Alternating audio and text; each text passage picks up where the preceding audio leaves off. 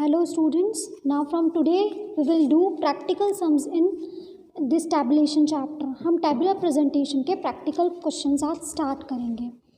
Practical question start करने से पहले मैं कुछ directions दे रही हूँ. You must listen that properly. Practical questions tabular chapter के करने से पहले सबसे पहले question को 2 बार पढ़ लो. राइट क्वेश्चन को 2 बार पढ़ लो और ये समझ लो कि हमको काय की कॉलम और किस चीज़ का रो किस चीज़ मतलब कॉलम में क्या चीज़ लिखना है और रो में कौन सी चीज़ लिखना है. Right see in 11th class there are 120 students मतलब टोटल नंबर ऑफ स्टूडेंट्स तो हो गए 120 out of which 70 are boys मतलब टोटल बॉयज़ कितने हो गए 70 मतलब पूरे 11th क्लास में 120 स्टूडेंट्स हैं उसमें से 70 बॉयज़ हैं. ठीक है, अभी हम कुछ भी कंक्लूजन नहीं निकालेंगे, अभी सिर्फ क्वेश्चन पढ़ेंगे. उन 70 बॉयज़ में से 30 बॉयज़ जो है वो साइंस स्ट्रीम के हैं, 25 बॉयज़ जो हैं वो आर्ट स्ट्रीम के हैं, 10 गर्ल्स जो हैं वो साइंस स्ट्रीम में हैं और 35 गर्ल्स जो है वो कॉमर्स स्ट्रीम में हैं. हमको इसको टेबल के फॉर्म में रिप्रेजेंट करना है. तो देखो कुछ डाटाज हम ऐसे ही निकाल लेते हैं. देखो 11th क्लास में 120 स्टूडेंट्स हैं, उसमें से 70 बॉयज़ हैं. तो 70 में से 120 में से अगर 70 माइनस कर दो तो कितना बचा 50 क्या हो गई ऑब्वियसली गर्ल्स हो गई. बॉयज़ और गर्ल्स ही होते हैं तो 50 क्या हो गई गर्ल्स हो गई. उन 70 बॉयज़ में से 30 जो है वो साइंस स्ट्रीम में है, 25 जो है वो आर्ट स्ट्रीम में. तो एक और स्ट्रीम कौन सा बचा कॉमर्स. तो देखो 30 + 25 55 को माइनस कर दो 70 टोटल 70 थे उसमें से 55 माइनस कर दो मतलब 15 क्या हो गए कॉमर्स के बच्चे हो गए. ये सारी चीज़ें तुम्हें माइंड में रखनी पड़ेगी तब जाके तुम टेबल फॉर्म कर सकते हो कि हाँ हमको इसको माइनस कर सकते हैं. जस्ट ओरली बता रही हूँ, जब टेबल में इसको प्रेजेंट करोगे तो और भी इजी हो जाएगा तुम्हारे लिए. फिर 10 गर्ल्स है साइंस में, 35 है कॉमर्स स्ट्रीम में. हमें पहले ही पता चल गया था कि गर्ल्स टोटल कितनी है 50. 120 में से 70 माइनस किया था तो ठीक है. 10 गर्ल्स को लिख दो साइंस में, 35 मतलब टोटल हो गए 45 मतलब 5 गर्ल्स जो हैं वो आ गई आर्ट स्ट्रीम में.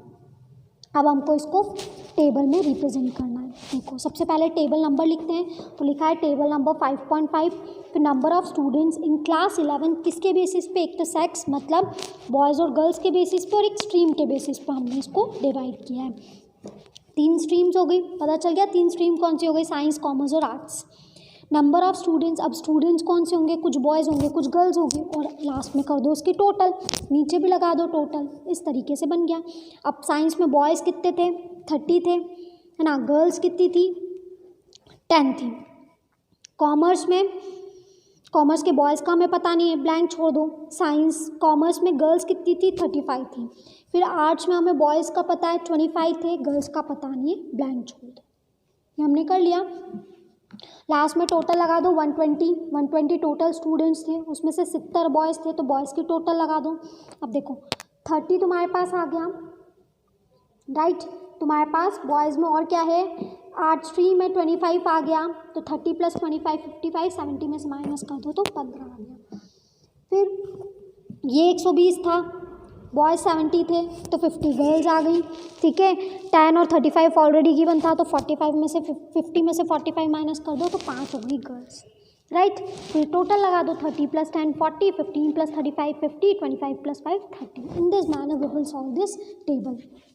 बहुत इजी है जब खुद सॉल्व करोगे. अभी थोड़ा सा टिपिकल लगेगा पर जैसे जैसे तुम बहुत सारे क्वेश्चन सॉल्व करोगे it will be very easy for you, बहुत इजी हो जाएगा.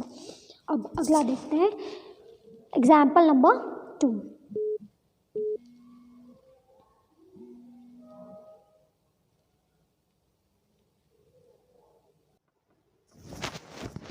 Now example number 2. Out of total number of 5000 people मतलब टोटल 5000 पीपल है, DDA फ्लैट के लिए 2950 मेल्स ने अप्लाई किया मतलब टोटल मेल्स जो है वो 2950 हैं.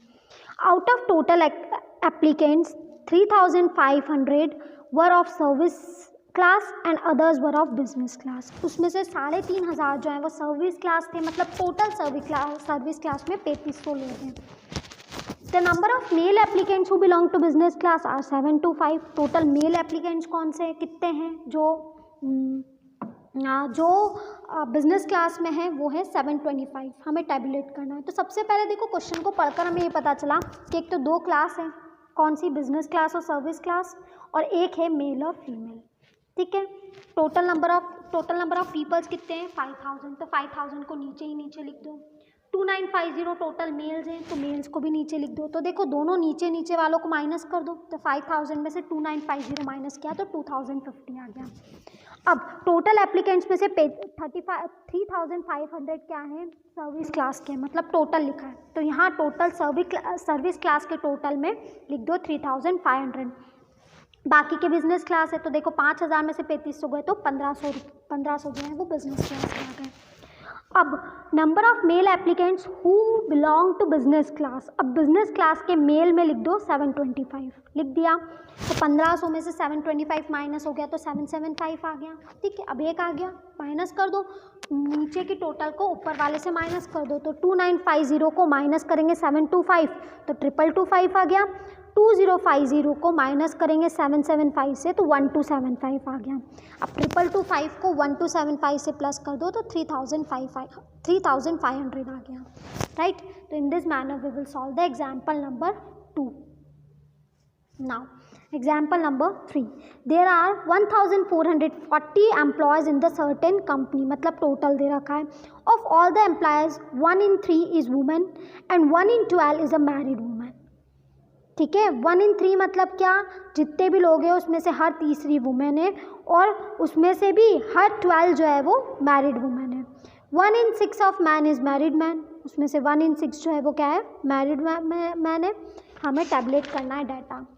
ठीक है, तो सबसे पहले क्या करो, इसकी बेटर है कि इसका क्या बना लो, इसका एक ग्राफ बना लो। तो ग्राफ में देखो क्या लिखा है 1440 है, सारे एम्प्लॉय में से 1/3 क्या है वुमेन है, तो 1/3 कर दो 1440 का। तो 1440 का अगर 1/3 करोगे तो 480 आ गया, मतलब टोटल में लगा दो 480 वुमेन।